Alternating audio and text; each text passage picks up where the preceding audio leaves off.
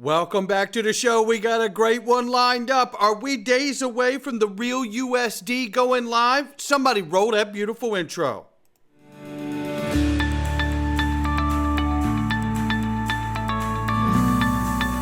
Digital Perspectives with Brad Kimes. Come on in.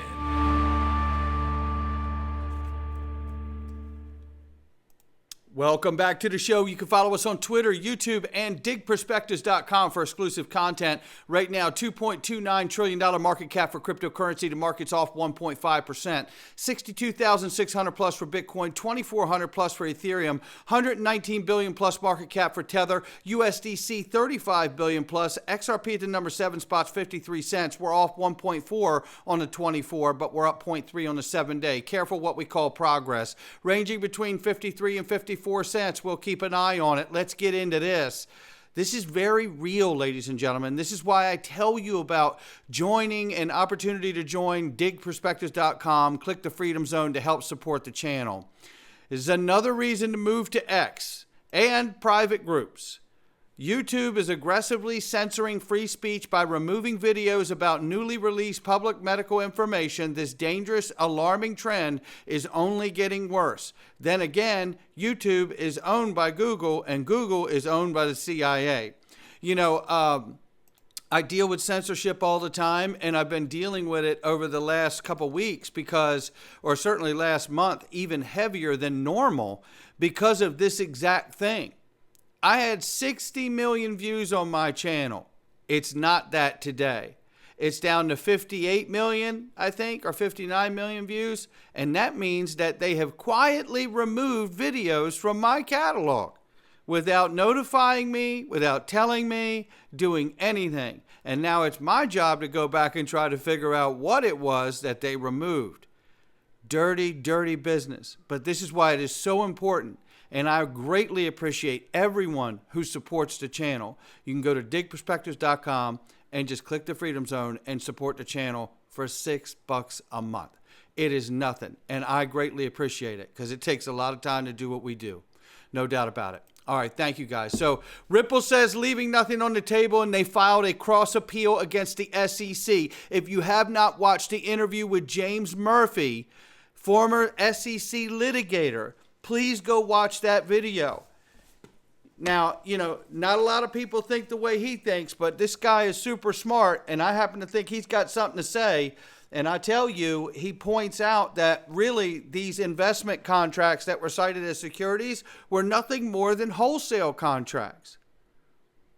And going in on cross appeal actually puts the weight on the SEC. They're the ones that are really more at risk here. So we'll learn more as this advances and what the actual appeal will be, and that's going to help us narrow down exactly where this is going. Meanwhile, we know that Chris Larson donated $1 million in XRP to Kamala Harris's campaign. Now, I have said now, the question is, because Biden and Harris have not shown any crypto love, that Kamala Harris has just received something that Gary Gensler feels like is illegal. Right? Wheezy Nerd Nation, shout out to him, give him a follow, points out that Biden and Kamala campaign go after crypto, but Coinbase and other platforms, and then they use Coinbase to accept the same crypto that they're going after. It's exactly my point. Exactly my point. How conflicted we are. This needs to change. And I think soon that it will. And here's why. Look at all of the different amounts that are being minted now. 45,000 real USD transferred from unknown wallet. That's on Etherscan. Then we go to right here, XRP scan. 240,000 real USD transferred from the real USD treasury to an unknown wallet. Now, you yourself, then look, then here's 3.5 million real USD have been minted. Now, the launch is coming. The XRP will bridge every transaction. That's exactly right. And if you look on XRP scan, you can go up here and you could click on, and if you just put in RLUSD, you can see the different wallets that you can look at. I pulled up RLUSD 1 I'm just refreshing it here. So there it is. And then you could go down and start to see the transactions and the day that they happen on here. Now, obviously, all of this is still in beta. They're still working all of this out. But look at the amounts. Look at the amounts here. Now, you could do this and go through pages and pages and pages and all that stuff. I'm not going to sit here and do that. More to show you that you can use XRP Scan or Etherscan the same exact way, right? And the point that, boy, they are really testing a lot of RLUSD here. And who's excited about that? I am. And I'm about to tell you why. Let's take a look at the macro that's happening. BRICS Nation. Now, you're going to hear from one of our very own representatives in the House of Representatives right now. I think it's Representative Marjorie Greene, I think it is. Take a listen. This is the biggest thing people are not talking about. The BRICS nations have an agreement. They are going to move off of the dollar. They're going to stop trading in the dollar. They're going to stop trading in the petrodollar. They are going to start using their own currencies, or they may come up with an agreed upon currency, not the dollar, that they will trade with. This is going to destroy America's economy. You think inflation is bad right now? Wait until all of these countries stop trading in the dollar. Inflation will be out of control, and our dollar will plummet. This is how they will destroy America, and it's our own fault. Steve, it's our own fault. Well, it is our own fault, no question about it. But then we're trying to verify this. Justin says, good morning, crypto. BRICS finance ministers gather in Moscow after each minister signs a de-dollarization agreement. Is this the beginning of the end for the U.S. dollar? And here is just a picture. Now, there's nothing to glean from this. It's just an action shot. No words are said that you could make out anything to that point. We need verification if they did, in fact, sign a de-dollarization agreement that kind of escalates what we've understood for a while now. I don't know. You know, this is a trust but verify, and I think Good Morning Abs or Good Morning Crypto and Abs and the crew are probably trying to verify as well. So, and Crypto Insight UK is asking, is there a source for this to see if it's escalated to that next level? And we'll keep looking for it, but we do remind you that very soon there's going to be that BRICS meeting, right? So it may either, was it the 11th or was it? No, I don't know. It could have just happened. It's this month. It either just happened right there or it's getting ready to. So either way, what I do want to add to this is that India has said that they will not intentionally look to de-dollarize from the U.S. dollar. However, they are using more local currencies for trade with other nations. So keep that in mind. Now, then I asked myself, we already know we had the FIT 21 bill from Patrick McHenry. And we know from Maxine Waters putting up her fight and changing her tune last minute back when that was getting ready to go through a year or two ago. And what do we understand about that moment? We understand that the fight there was that the Democratic side the Dems wanted to have federal control. The right, the left, or the Republicans wanted to have state-to-state control. It appears in this bill that's been put forward here by Senator Haggerty is that the Fed would control any entity that's $10 billion or more in valuation or business volume, and anything below that could be monitored or regulated on a state-to-state level. That seems like we've struck a compromise that may push through, barring any other issues, right? We'll keep an eye on it. But with that being said, do you remember this? I'm going to let this whole thing play to lay it out. Actually, you know what? It's right about in this area going forward. They were talking about the Binance FTX collapse. And who would have thought that any of the two biggest, I'm going to let it play from the beginning because Brad makes a great point here. Take a listen. We're talking about the macro, the real USDs being minted, beta tested, all this stuff on ETH network, on the XRP ledger. All this is happening. BRICS are de-dollarizing, signing agreements, maybe, right? Listen. FTX and Binance were the two most important, most influential, and probably SBF and CZ were the two most important players in crypto. Now you've got one definitively in jail, one, I guess, potentially headed to jail. And, I bring this up in context of black swans is like, it's hard to know.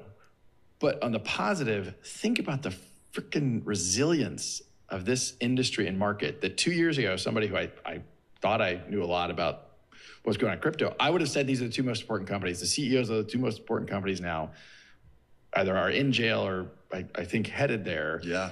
Unfortunately, in some ways, I mean, the CZ stuff I'm less close to, and so I don't know as many details. But look, the resilience of the market, that should give us immense optimism. Yes. About what's coming. Do I think there's going to be another black swan? Of course, 100%. Listen, I just don't know exactly what it is.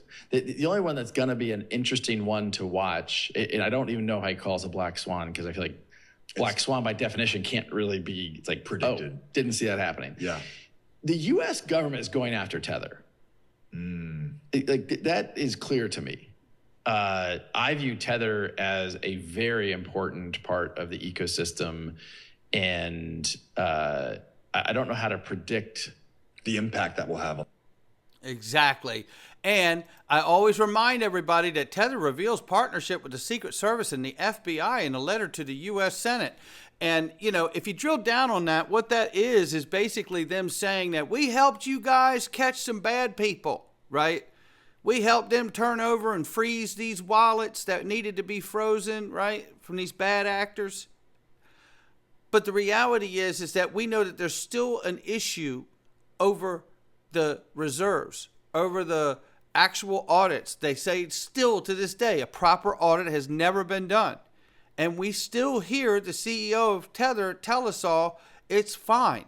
Then we hear even a step further that Howard Lutnick from Cantor Fitzgerald says everything's fine. But the U.S. government says it is not fine. So this is not defined yet. That's where we're at here. And to Brad's point that I think he was making, or what I took from it, I won't put words in his mouth, he's highlighting in this comment that who would have ever thought back in the day that FTX and Binance would go down and end up going to jail? Now, we could talk about those two different situations, but who would have ever thought it? Isn't that something? And now we're at a place where the tail end of that conversation goes to the point that USD Tether is being investigated by the U.S. government. At the same time, we're about to see the real USD launched. Is it connected? I don't know. But it appears there may be a window of opportunity for it to be. How many people have we seen in Ripple's camp tied to U.S. government agencies? Rosie Rios, the Treasury and the Fed. Craig Phillips, the Treasury. Michael Barr. Gene Sperling, right? I mean, it's insane. And shout out to It's Coach Foe. Give him a follow for this chart. It's fantastic. But you can see all of this, and you start to see the connections to these agencies. It's remarkable. Absolutely remarkable. Is it connected? Is it not? I mean, think of it. The real USD being launched, and we got more people. And by the way, Susan Friedman's not even on this list, and she's from the Treasury too.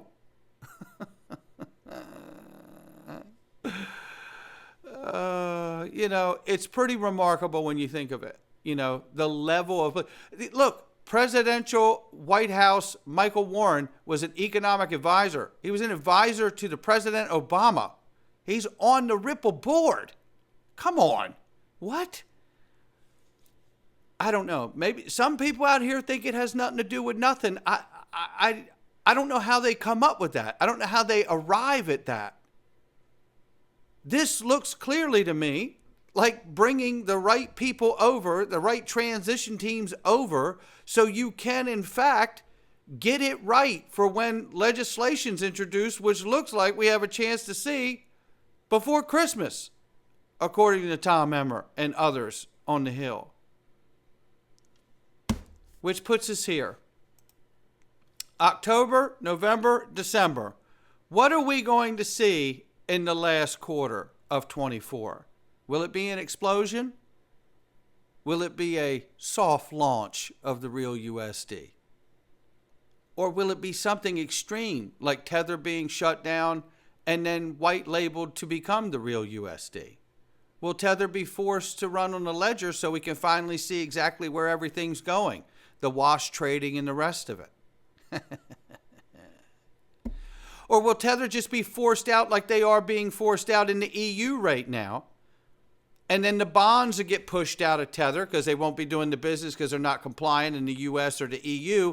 And then we just start to see the strength of Tether slowly dwindle. And then those bond positions shift to USD Circle, Paxos, and the real USD and other legitimate compliant stablecoins. I don't know the answer here, but I do know that based on the way I'm hearing Brad Garlinghouse talk in that interview, and the way I've looked at Tether and the things that I've seen so far and everything else we've talked about, Tether is something to watch because it could be the next FTX or Binance that no one ever thought it could ever actually happen.